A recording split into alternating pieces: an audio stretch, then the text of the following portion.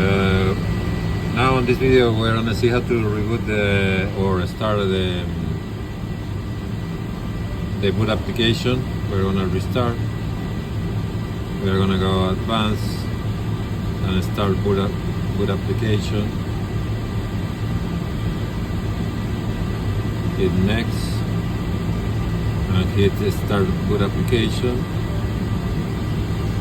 I'm gonna pause now. Now we have the boot application menu. What we need to do now is to select the system and select this system and hit OK. And then when you restart the controller, make sure that you click or check the box reset system. So it's gonna reset the system. So next step is gonna be, I'm gonna pause now. It's about to finish.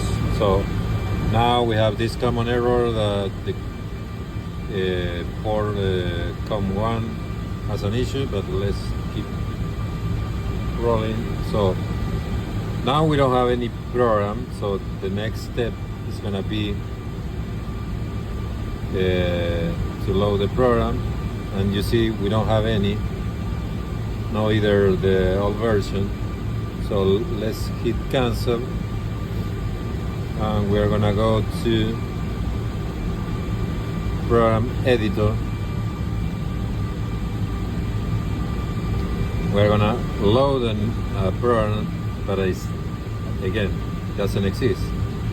So I'm doing this step just to cancel here and show the modules.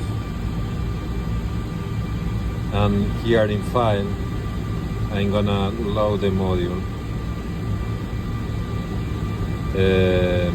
Yes, I'm gonna load the module and I'm gonna choose the one that we know that is the correct one, and let's show the module.